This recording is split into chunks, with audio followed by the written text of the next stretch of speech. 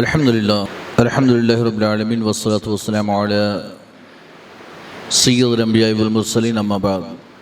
درس بخاری کا ہمارا یہ سلسلہ جاری ہے۔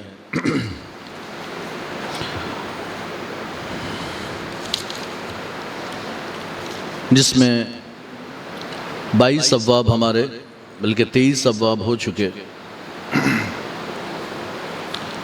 علامت منافقین کی بیان ہوئی تھی، جس میں 2 حدیثیں امام بخاری نے بیان کی، وہ ہم نے بیان کی تھی۔ 24واں چیپٹر ہے، 24واں باب ہے، باب قیام لیلۃ القدر من الایمان۔ شب قدر میں قیام کرنا یہ ایمان کا ایک حصہ ہے۔ شب قدر کا قیام یہ بھی ایمان کا حصہ، ایمان کا ایک شعبہ۔ حدیث نمبر 35، حدثنا ابو الیمان قال اخبرنا شعیب قال حدثنا ابو الزناد عن الاعرج عن ابی ہریرہ قال قال رسول اللہ صلی اللہ علیہ وسلم من یقم لیلۃ القدر ایمانا واحتسابا غفر له ما تقدم من ذنبه۔ حضرت ابو ہریرہ سے روایت فرماتے ہیں کہ اللہ کے رسول صلی اللہ علیہ وسلم نے ارشاد فرمایا کہ جس نے لیلۃ القدر میں قیام کیا ایمان اور حصول ثواب کی نیت سے، اس کے اگلے گناہ معاف کر دیے جاتے ہیں۔ تو لیلۃ القدر کا قیام سے مراد یہ کہ یا تو پوری رات قیام کرے، شاید یہ بھی حدیث ہو چکی ہے۔ تو لیلۃ القدر میں قیام کرنا، عبادت کرنا، یہ اگلے صغیرہ گناہوں کی مغفرت کا باعث ہوتا ہے۔ اگلا باب ہے، اگلا چیپٹر ہے 25، باب الجہاد من الایمان۔ جہاد یہ بھی ایمان کا ایک شعبہ اور حصہ ہے۔ جہاد ویسے تو لغوی اعتبار سے محنت مشقت کرنے کو کہتے ہیں۔ جس بھی کام میں ہم محنت کریں، مشقت کریں، کوشش کریں تو ہم اسے جہاد کہہ سکتے ہیں۔ اسی لیے اللہ کے رسول صلی اللہ علیہ وسلم ایک جہاد سے جب پلٹے تو آپ نے صحابہ کرام سے فرمایا کہ چلو جہاد اصغر سے جہاد اکبر کی جانب، چھوٹے جہاد سے بڑے جہاد کی جانب چلو۔ کہنے کا مطلب یہ تھا کہ جو ہم نے جنگ لڑی ہے یہ تو چھوٹا جہاد ہے، زندگی گزارنی، حلال کمانا، بیوی بچوں کی پرورش کرنا، یہ بڑا جہاد ہے، اس میں بڑی محنت اور مشقت اور کوششیں لگتی ہے۔ یہاں پر جو بیان ہے وہ تو جنگ کا ہی بیان ہے کہ جہاد کرنا، اللہ کی راہ میں لڑنا، یہ بھی ایمان کا ایک حصہ۔ حدثنا حرمی بن حفص قال حدثنا عبد الواحد قال حدثنا عمارة قال حدثنا ابو زرعة بن عمرو بن جرير قال سمعت ابا هريرة عن النبي صلى الله عليه وسلم قال انتدب الله لمن خرج في سبيله لا يخرجه الا ايمان بي وتصديق برسولي ان ارجعه بما نال من اجر او غنيمة او ادخله الجنة ولولا ان اشك على امتي ما قعدت خلف سرية ولوددت اني اقتل في سبيل الله ثم احيا ثم اقتل ثم احيا ثم اقتل۔ حضرت ابو ہریرہ رضی اللہ عنہ سے روایت فرماتے ہیں کہ اللہ کے رسول صلی اللہ علیہ وسلم نے ارشاد فرمایا انتدب اللہ نے ذمہ داری لے لی، اللہ اس کا ذمہ دار، اللہ اس کا کفیل، لمن خرج فی سبیلہ، جو اللہ کی راہ میں نکلا اور لا یخرجہ الا ایمان بی وتصدیق برسولی، اسے نہ نکالا ہو مگر مجھ پر ایمان نے اور میرے رسولوں کی تصدیق نے، یعنی کہ اس کا نکلنا مجھ پر ایمان کے ساتھ ہو، میرے رسولوں کی تصدیق کے ساتھ ہو۔ تو اب یہ کہ وہ 2 حال سے خالی نہیں، ان ارجعہ بما نال من اجر او غنیمت، کہ وہ لوٹے گا، اگر وہ لوٹے گا تو اس حال میں کہ یا تو اجر و ثواب حاصل کرے گا یا مال غنیمت حاصل کرے گا، او ادخلہ الجنہ، یا اگر نہ لوٹا تو میں اسے جنت میں داخل کروں گا، ولولا ان اشک علی امتی، اور اگر میری امت پر یہ شاق نہ ہوتا، شاق کا مطلب یہ یعنی کہ تکلیف دہ کام نہ ہوتا، سختی والا کام نہ ہوتا، اگر میری امت پر یہ شاق نہ ہوتا، ما قعدت خلف سریۃ، تو میں کسی سریے کے پیچھے نہ بیٹھتا، میں کسی بھی سریے سے پیچھے نہ بیٹھتا، وَلَوَدِدْتُ، اور میں تو یہ چاہتا ہوں کہ اقتل فی سبیل اللہ، میں اللہ کی راہ میں شہید کیا جاؤں، ثم احیا، پھر مجھے زندہ کیا جائے، ثم اقتل، پھر میں شہید کیا جاؤں، ثم احیا، پھر میں زندہ کیا جاؤں، ثم اقتل، پھر میں شہید کیا جاؤں، یعنی بار بار شہید ہونے کا میرا دل چاہتا ہے، میں چاہتا ہوں کہ شہید کیا جاؤں۔ یہ پوری حدیث کا ترجمہ تھا۔ اب اس کی تھوڑی سی تشریح جو ہے نا وہ ہم بیان کر لیتے ہیں۔ سب سے پہلی بات تو یہ کہ اللہ کے رسول صلی اللہ علیہ وسلم نے یہ بشارت دی ہے جو اللہ کی راہ میں جنگ کے لیے، اللہ کی راہ میں جہاد کے لیے نکلتے ہیں. تو جہاد ایک ایسا لفظ ہو گیا کہ جو لوگ اسے برا سمجھتے ہیں نا، جہادی بہت برا لفظ ہے. جبکہ ایک بندے نے جو نا اس کی بڑی اچھی بات اس نے بیان کی تھا، تو غیر مسلم، لیکن اس نے کہا کہ جہادی کوئی بری بات نہیں ہے. یہ جہادی تھے جنہوں نے بڑھ چڑھ کر ہندوستان کی آزادی میں حصہ لیا ہے. وہ جہادی تھے جنہوں نے بڑھ چڑھ کر حصہ. تو انگریزوں کے خلاف بھی ہم نے جہاد کا فتویٰ دیا. تو جہاد کا معنی میں نے پہلے بتایا کوشش.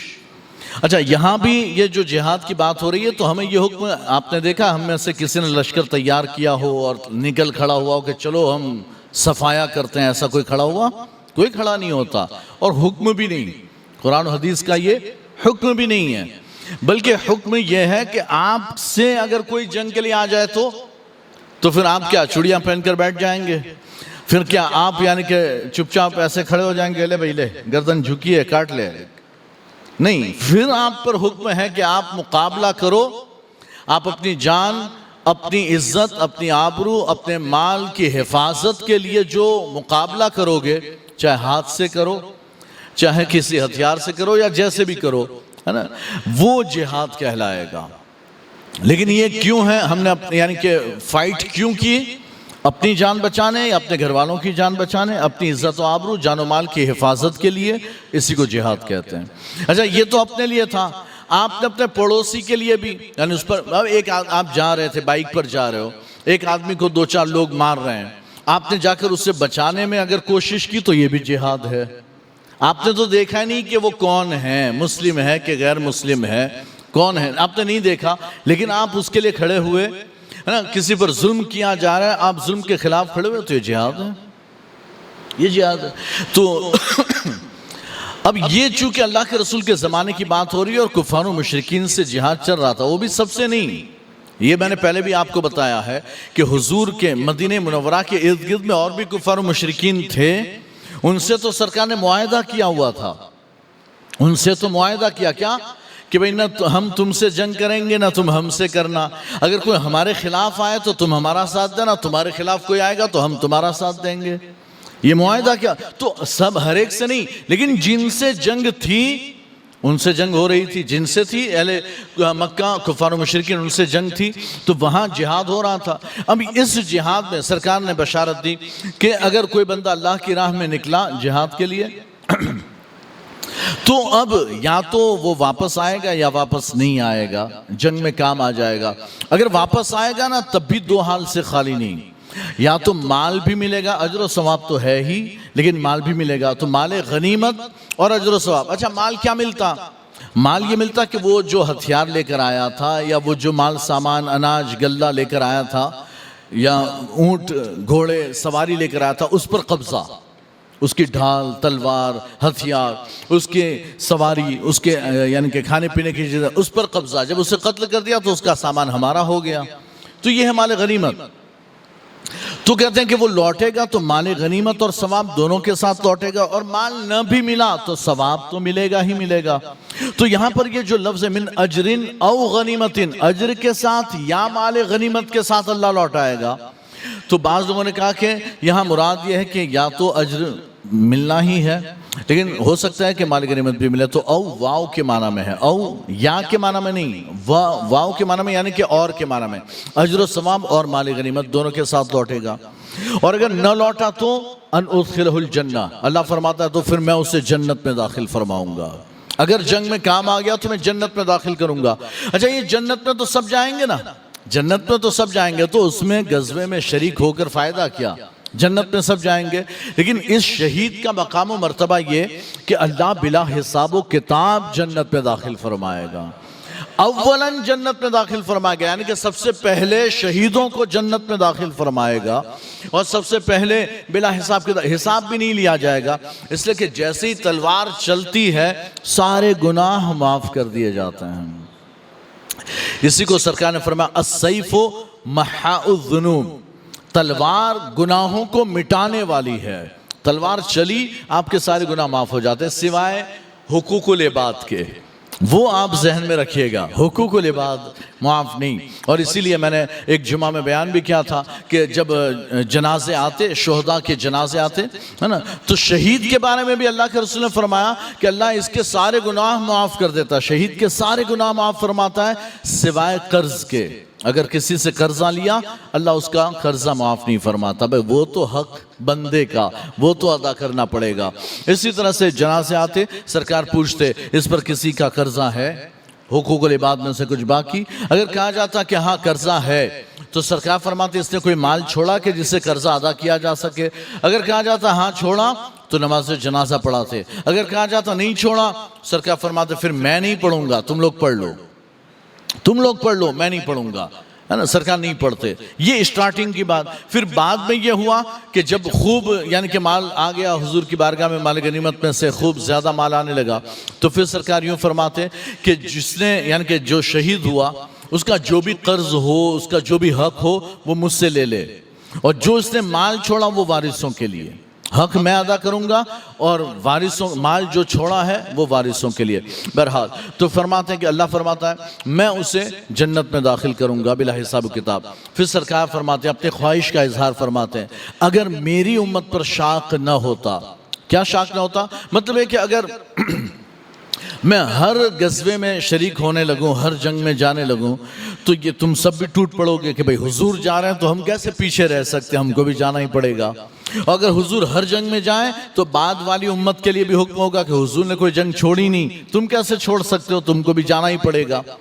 تو کہتے ہیں کہ میری امت پر شاق نہ ہوتا، یعنی بھاری نہ ہوتا، تو پھر میں کیا کرتا؟ میں کسی سریے سے پیچھے نہ رہتا۔ اب یہ سریہ کیا وہ میں آپ کو بتا دوں۔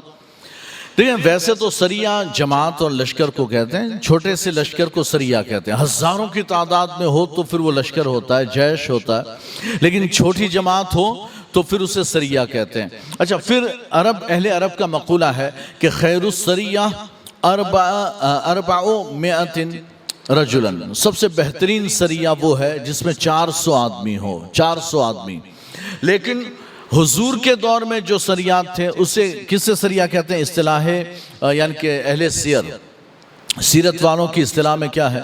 سریہ وہ جس میں حضور نے شرکت نہ کی ہو، وہ سریہ، چاہے وہ 10 آدمی ہو، 30 آدمی ہو، 300 آدمی ہو کہ 3 آدمی ہو، وہ سب سریہ۔ سرکار نے بھیجا خود نہیں گئے تو سریہ، اور جس میں خود سرکار تشریف لے گئے وہ ہے غزوہ۔ تو دو اصطلاح ہو گئی، ایک غزوہ ایک سریہ۔ غزوہ وہ جس میں حضور خود شریک ہو، اور سریہ وہ جس میں حضور شریک نہ ہو۔ اب یہ غزوہ بھی حضور تشریف لے گئے تو غزوہ، چاہے جنگ ہو یا نہ ہو، جنگ ہو یا نہ ہو۔ تو حضور کا جو پہلا غزوہ ہے نا وہ ہے غزوہ ابوا، پھر بوات، پھر عشیرہ۔ یہ 3 غزوات حضور کے پہلے غزوات ہیں، ابوا، بوات، عشیرہ، تینوں جگہ کے نام ہیں، ابوا، بوات، عشیرہ جگہ کا نام۔ اور وہاں تک سرکار تشریف لے گئے تو اسے غزوہ کہا گیا، لیکن جنگ نہیں ہوئی، یعنی آمنا سامنا ہی نہیں ہوا، دشمنوں سے سامنا ہی نہیں ہوا، لیکن اسے غزوہ کہا جاتا ہے چونکہ حضور تشریف لے گئے۔ تو یہ ہے غزوہ ابوا، بوات اور عشیرہ، جس میں کوئی جنگ نہیں لیکن غزوہ کہا جاتا ہے۔ بہرحال اس میں سے 27 غزوات ہیں، یعنی ایسے لشکر جس میں حضور تشریف لے گئے 27 ہے، 27، لیکن جنگ صرف 9 میں ہوئی ہے، 9 میں جنگ ہوئی 27 میں سے۔ تو سرکار فرماتے ہیں اگر میری امت پر شاق نہ ہوتا نا تو میں تو کسی سریے سے پیچھے، کسی جماعت سے پیچھے رہتا ہی نہیں، ہر جماعت میں شریک ہوتا، میں مدینے میں رہتا ہی نہیں، جب بھی لشکر جاتا میں بھی جاتا، لیکن میری امت پر بھاری ہو جاتا، اس لیے میں کچھ میں جاتا ہوں کچھ میں نہیں جاتا، صرف صحابہ کو بھیج دیتا ہوں۔ پھر سرکار فرماتے ہیں میں تو یہ پسند کرتا ہوں، میری چاہت، میری خواہش یہ ہے کہ میں اللہ کی راہ میں شہید کیا جاؤں، پھر اللہ مجھے زندہ کر دے، پھر شہید کیا جاؤں، پھر زندہ کر دے، پھر شہید کیا جاؤں، پھر زندہ کر دے، پھر شہید کیا جاؤں، یعنی بار بار میں شہید کیا جاؤں، یہ میری خواہش و تمنا۔ یہ اللہ کے رسول نے اس لیے فرمایا کہ جہاد کا وہ اعلیٰ مقام و مرتبہ ہے، یہ اتنی بڑی نیکی کہ اللہ کے رسول فرماتے ہیں میں بار بار اس نیکی کو یعنی کرنا چاہتا ہوں۔ اور اسی لیے سرکار فرماتے ہیں کہ کوئی بھی بندہ جو ہے نا وہ جنت میں جانے کے بعد یہ خواہش اور تمنا نہیں کرے گا کہ وہ واپس دنیا میں جائے سوائے شہید کے۔ شہید کی یہ تمنا ہوگی کہ اے اللہ مجھے ایک بار پھر دنیا میں بھیج، میں پھر تیری راہ میں جنگ کروں، تیری راہ میں میں کاٹ دیا جاؤں، میرے ناک کان آنکھیں پھوڑ دی جائے، ناک کان کاٹ دیے جائے، میرے اعضاء کے ٹکڑے ٹکڑے کر دیے جائیں، پھر میں اس حال میں تیری بارگاہ میں پیش ہوں، اور پھر تو پوچھے نا کہ یہ کیا حال کیا، تو میں تیری بارگاہ میں عرض کروں اے اللہ تیری راہ میں یہ حال کیا ہے، یہ حال تیری راہ میں، تیری خاطر، تیری رضا کی خاطر کیا ہے۔ تو شہید کا بڑا اعلیٰ مقام، اور اللہ کے رسول نے اس یعنی کہ مقام کو پسند فرمایا۔ حالانکہ اللہ کے رسول شہید نہیں ہوئے، یہ بھی بات یاد رکھیں، حضور شہید نہیں ہوئے، کیوں؟ یعنی شہادت، یہ جو جنگی شہادت ہے نا، جنگ میں شہید ہونا، یہ حضور شہید نہیں ہوئے، کیوں؟ جس سے کہ اللہ نے اپنے محبوب سے قرآن میں وعدہ فرمایا تھا وَاللَّهُ يَعْصِمُكَ مِنَ النَّاسِ، اللہ آپ کی لوگوں سے حفاظت فرمائے گا، یعنی لوگ آپ کو قتل نہیں کر سکتے، آپ اللہ کی حفاظت میں، اس لیے آپ یہ جنگی طور پر تو شہید نہیں ہوئے، کسی نے یعنی کوئی شہید نہ کر سکا، البتہ آپ کو شہادت حکمی کا مقام و مرتبہ ملا۔ وہ شہادت حکمی کیا کہ آپ کو جو یہودیاں، ایک عورت یہودی عورت تھی، اس نے زہر دیا تھا گوشت میں ملا کر، ہے نا، اور آپ نے اس کا ایک لقمہ کھایا تو زہر نے خود بتا دیا کہ میرے اندر زہر موجود، یعنی کہ گوشت نے یہ کہا کہ میرے اندر زہر ہے، آپ نے کھا لیا، یعنی کہ کھایا تھا، اثر ہوا، لیکن آپ کو کوئی تکلیف نہیں ہوئی۔ آپ کے ساتھ ایک اور صحابی تھے، انہوں نے بھی کھایا، سرکار نے فرمایا نکال دے، اس میں زہر ہے، لیکن حضور کے سامنے کھایا ہوا لقمہ نکالنا انہوں نے بے ادبی سمجھا تو نگل گئے، تو پھر ان کی شہادت ہوئی۔ اچھا پہلے تو یعنی وہ نگل گئے تھے، اچھا وہ عورت کو پکڑ کر لایا گیا کہ اس نے جو ہے نا وہ زہر دیا، تو پکڑی گئی، سرکار نے کہا کہ چھوڑو معاف کرتے ہیں، لیکن جب یہ صحابی شہید ہو گئے تو سرکار نے فرمایا کہ اس صحابی کے بدلے میں قصاص میں اب اس یہودیہ کو قتل کیا جائے گا، تو یہودیہ قتل کی گئی قصاص میں، ورنہ ابتداً سرکار نے معاف فرما دیا تھا۔ تو وہی زہر کا اثر آخر عمر میں حضور کے اندر لوٹ آیا، ہے نا، پوری زندگی کوئی یعنی فرق نہیں پڑا، لیکن آخر میں لوٹ آیا اور پھر اس زہر کے اثر سے آپ کی وفات ہوئی، تو یہ شہادت حکمی آپ کو حاصل ہوئی۔ آگے جو ہمارا باب ہے وہ 26 نمبر کا چیپٹر، باب تطوع قیام رمضان من الایمان، رمضان میں نفلی قیام جو ہم تراویح پڑھتے ہیں نا، نفلی قیام، تو یہ بھی ایمان کا حصہ ہے، یہ بھی ایمان کا حصہ۔ کہتے ہیں کہ حدثنا اسماعیل قال حدثني مالك عن ابن شهاب عن حمید بن عبد الرحمن عن ابي هريره ان رسول الله صلى الله عليه وسلم قال من قام رمضان ایمانا واحتسابا غفر له ما تقدم من ذنبه۔ حضرت ابو ہریرہ سے روایت ہے کہ اللہ کے رسول صلی اللہ علیہ وسلم نے ارشاد فرمایا جس نے ماہ رمضان میں قیام کیا، ماہ رمضان کی راتوں میں قیام کیا ایمان کے ساتھ، یہ ایمان کی قید لگا کر یہ بتایا ہے کہ بغیر ایمان کے بندہ لاکھ عمل کر لے کوئی فائدہ نہیں ہو سکتا، ایمان کے ساتھ وہ احتساباً حصول ثواب کے لیے، یعنی کہ ثواب کی نیت بھی ہو، ثواب کی نیت بھی ہو، بندہ ایسے ہی دکھاوے کے لیے آتا ہو، ریاکاری کے لیے آتا ہو، کسی کو دکھانا مقصد ہے نا۔ میں نے وہ ایک بار بیان کیا تھا کہ ایک نوجوان جو ہے نا وہ اس لیے 5 وقت کا نمازی بن گیا کہ وہ اس کا رشتہ لگنے والا تھا، شادی ہونے والی تھی، رشتہ، تو سسر بڑے نمازی تھے، اور بندے نے سوچا کہ بھائی اس کی لڑکی سے شادی کرنی ہے تو نماز تو پڑھنی پڑے گی، ورنہ تو سسر جو ہے وہ رشتہ دے گا نہیں، تو 5 وقت کا نمازی بن گیا تاکہ اس کی نظر میں نمازی لگے، اور بندے نے دیکھا ہاں بھائی سسر نے دیکھ لیا کہ ہاں یہ نمازی ہے، بندہ نیک ہے، مسجد میں نظر آتا ہے، 5 وقت میں دیکھتا ہوں۔ جب رشتہ ہو گیا، شادی ہو گئی نا، اس کے بعد بندہ مسجد سے چھمنتر ہو گیا، غائب، جانا اس پر پتہ نہیں کیا جادو ہوا کہ چھمنتر غائب ہو گیا، ایسا غائب جیسے گدھے کے سر سے سنگ غائب ہوتے۔ پھر اس کے بعد شادی کے بعد کبھی وہ مسجد میں نظر ہی نہیں آیا، 5 وقت تو دور جمعہ میں بھی نظر نہیں آتا، جمعہ بھی غائب ہے نا، عید میں بھی بائی چانس بھول سے کبھی کبھی آ جاتا ہے، ورنہ عید بھی غائب، اتنا بڑا بے نمازی۔ لیکن وہ جو چند دن نماز پڑھی تھی وہ صرف اور صرف ریاکاری کے لیے، تو اس پر کوئی ثواب نہیں۔ تو حصول ثواب کی نیت بھی ہو، ایمان بھی ہو، تو پھر بندے کے اگلے گناہ، اور گناہ سے مراد گناہ صغیرہ، چھوٹے چھوٹے گناہ، یہ معاف کر دیے جاتے ہیں۔ تو یہ قیام رمضان جو ہم تراویح پڑھتے ہیں اس کی یہ فضیلت ہے۔ 27واں باب ہے، چیپٹر نمبر 27، باب صوم رمضان احتسابا من الایمان، ماہ رمضان کے روزے رکھنا حصول ثواب کی نیت سے، یہ بھی ایمان کا حصہ ہے۔ حدثنا محمد بن سلام قال اخبرنا محمد بن فضيل قال حدثنا يحيى بن سعيد عن ابي سلمة عن ابي هريرة قال قال رسول الله صلى الله عليه وسلم من صام رمضان ایمانا واحتسابا فقد غفر له ما تقدم من ذنبه. یہ بھی اسی طرح کی حدیث ہے. بس یہ کہ سرکار حضرت ابو ہریرہ کی روایت سرکار نے ارشاد فرمایا کہ جس نے ماہ رمضان کے روزے رکھے ایمان کے ساتھ اور حصول ثواب کی نیت سے، اس کے اگلے گناہ معاف کر دیے جاتے ہیں. اور دوسری حدیث مبارکہ میں سرکار ارشاد فرماتے ہیں کہ ایک رمضان سے دوسرے رمضان کے درمیان بندے نے جتنے چھوٹے چھوٹے گناہ کیے ہوں اللہ سب معاف فرما دیتا ہے، سارے معاف فرما دیتا ہے اگر روزہ رکھا ہو تو یہ یعنی کہ گناہ صغیرہ اس کے بخش دیے جاتے ہیں، سارے کے سارے گناہ معاف ہوتے ہیں.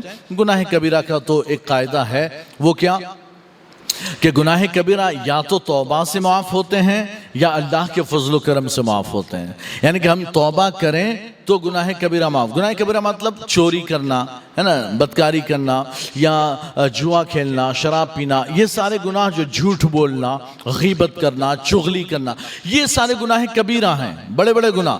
تو یہ بڑے گناہ بغیر توبہ کے معاف نہیں ہوتے، بغیر توبہ کے نہیں. ہاں پھر یہ کہ اگر توبہ بھی نہیں کی اور گیا، اللہ کو اس کا کوئی عمل پسند آ گیا، اللہ نے فرمایا جا معاف کیے، تو یہ اللہ کا فضل و کرم ہے، یہ اس کی مشیت ہے.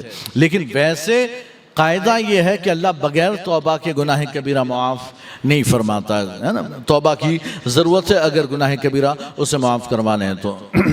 ایک 28واں باب ہے، باب الدین و یسرن، دین آسان ہے. یہ باب کیا ہے؟ دین آسان. 28واں چیپٹر، دین آسان ہے. وقال نبی صلی اللہ علیہ وسلم احب الدین اللہ الحنیفیۃ السمحۃ. امام بخاری نے یہ اللہ کے رسول کا قول تعلیقاً بیان کیا، یعنی کہ سند اس کی جو چین ہے، کس نے کس سے بیان کیا، کس نے کس سے بیان، وہ پوری چین بیان نہیں کی، تو یہ تعلیق. لیکن امام بخاری کی جو تعلیق ہوتی ہے وہ بھی صحیح ہوتی ہے. تو امام بخاری کا اللہ کے رسول نے ارشاد فرمایا کہ اللہ کے نزدیک محبوب و پسندیدہ، سب سے زیادہ محبوب و پسندیدہ دین حق اور آسان، حق دین اور آسان دین، یہ اللہ کو زیادہ محبوب و پسندیدہ ہے. اب یہ حق اور دین یعنی حنیفیہ اور سمحہ. حنیفیہ کا مطلب کیا ہوتا ہے؟ حنیف کا مطلب دین حنیف، دین ابراہیمی کو بھی دین حنیف کہتے ہیں. دین حنیف کا معنی کیا؟ حنیف کا معنی ہوتا ہے باطل سے انحراف، باطل سے منہ موڑ کر حق کی طرف لگے رہنا، یہ ہے حنیفیت، یہ ہے حنفیت. اور سمحہ کہتے ہیں آسان، سہل. تو اللہ کے نزدیک جو سب سے زیادہ محبوب اور پسندیدہ دین وہ دین حق جو آسان ہو، ہے نا، آسان. اچھا اس پر میں ایک بات بتاؤں آپ کو کہ لوگ جو ہے نا یہ باتیں سنتے ہیں نا جب کہ دین بڑا آسان ہے. اللہ نے فرمایا دین و یسرن، حضور نے فرمایا دین و یسرن، دین آسان ہے. اللہ نے بھی فرمایا کہ اللہ تمہارے ساتھ آسانی چاہتا ہے، سختی نہیں چاہتا. تو یہ یعنی کہ سن کر ہمارے یعنی جب کوئی عالم کوئی حکم بیان کرتا نا تو پھر اس پر رہتا ارے یہ مولوی تو اپنا کچھ بھی بولتے رہتے ہیں، اللہ کے یعنی دین تو آسان ہے، یہ سختیاں کرتے ہیں. نہیں بھائی نہیں، ایسا نہیں ہے. دین آسان کا مطلب یہ نہیں کہ اب 5 وقت کی نماز فرض نہیں ہے، آپ 2-3 بھی پڑھ لو تو کافی چل جائے گا. دین یوں آسان نہیں ہے، یوں دین آسان نہیں ہے کہ 1-2 وقت بھی پڑھو تو چلتا ہے. یہ مولوی نے 5 وقت کی فرض کی ہوئی ہے، نہیں، 5 وقت تو اللہ کی طرف سے فرض ہے نا. ہاں لیکن اگر ہم یوں کہیں نا کہ آپ پر تہجد بھی پڑھنا ضروری ہے، آپ پر اوابین یا اشراق و چاشت پڑھنا بھی ضروری، نہیں پڑھو گے گنہگار ہوگے، تو کہنا کہ ہم نے سختی کی، تو کہنا کہ ہم کہتے ہیں کبھی کہ یہ ضروری ہے، نہیں پڑھو گے گنہگار ہوں گے؟ ہم نہیں کہتے. ہم کیا کہتے ہیں؟ بھائی یہ تو آپ کی مرضی کی بات ہے، پڑھو تو اچھی بات ہے، نہیں پڑھو گے کوئی گناہ بھی نہیں ہے، یہ مرضی کی بات ہے. ٹھیک ہے، تو کہنے کی بات یہ ہے کہ دین آسان ہے. لیکن اب زکوٰۃ کا مسئلہ بیان کیا کہ بھئی سونا چاندی اگر ہو کسی کے پاس تو یہ سب ملا کر چاندی کے حساب سے زکوٰۃ دینی پڑے گی.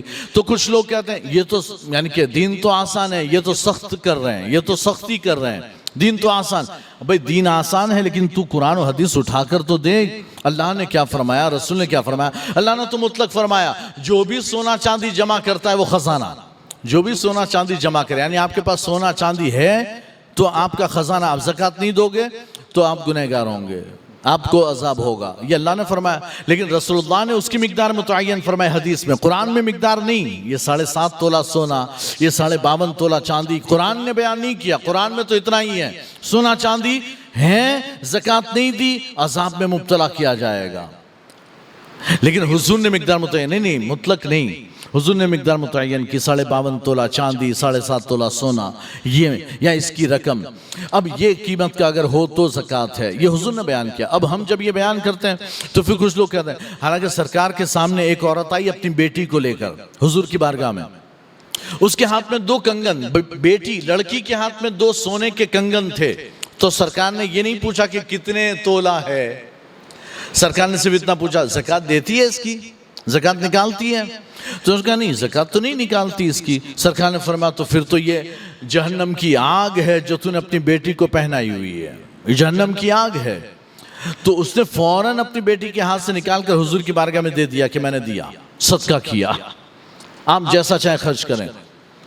کہنے کی بات یہ کہ سونا چاندی ہے اور وہ کسی طرح نصاب کی مقدار کو پہنچتا ہے، آپ کو زکوٰۃ نکالنی پڑے گی. پھر آپ نہیں کہہ سکتے کہ دین تو آسان. اچھا، پھر ایک بندے نے تو یہ بات کہی جب وہ اسٹاک مارکیٹ کی، شیئر مارکیٹ کی یعنی کہ بازار کی بات آئی نا کہ بھئی اس میں پیسہ یعنی کہ لگانا، تو کہہ رہا ہے بندہ کہ آپ لوگ جو ہے نا بس کمائی ومائی، ہم بھی یعنی کہ ایک کام کرتے ہیں، کمانا بند کرتے ہیں، ہم بھی تمہاری طرح ہو جاتے ہیں. تو ہم نے بہت جھک ماری ہے، ہم آرام سے نہیں بھئی، ہم نے بہت محنت کی ہے. تو 7 سال محنت کر، پتا چلے گا. 7 کیا 9 سال تو محنت کر. اور میں تو 12 سال پڑھا، تو محنت کر، آ کر تجھے پتا چلے گا. یہ کوئی آسان کام نہیں ہے جو ہم بیان کریں. آسان آپ کو کیا لگتا ہے بس ایسے ہی ہے تو بیان کرتے ہیں نا، آسان ہے؟ نہیں، آسان کام نہیں ہے یہ، ہے نا. اچھا، دوسری بات یہ کہ بھئی کمانا، تو آپ نے کیا سمجھتے کہ حرام طریقے سے بھی کماؤ؟ نہیں، ہم نے کمانے سے نہیں روکا، ہم تو کہہ رہے ہیں حلال طریقے سے کماؤ، حرام طریقے سے مت کماؤ، ہے نا. اب وہ کہہ رہا ہے کہ ہم ایک کام کرتے کمانا چھوڑ دیں. ہم نے کب کہا کمانا چھوڑ؟ کمائی کر، اللہ اور اس کے رسول کا حکم ہے کہ کما، اور کما کے رزق، لیکن حکم یہ ہے کہ رزق حلال کما. اگر تو رزق حلال کمانے میں کوشش کرے گا اللہ تجھے جہاد کا ثواب عطا فرمائے گا، لیکن حلال کما، حرام میں نہیں، ہے نا. اللہ تعالیٰ ہمیں ایک توفیق عطا فرمائے. اس پر جو حدیث ہے وہ انشاءاللہ پھر ہم اگلے ہفتے میں انشاءاللہ پڑھیں گے اور اس کی تفصیلات. السلام علیکم ورحمۃ اللہ وبرکاتہ.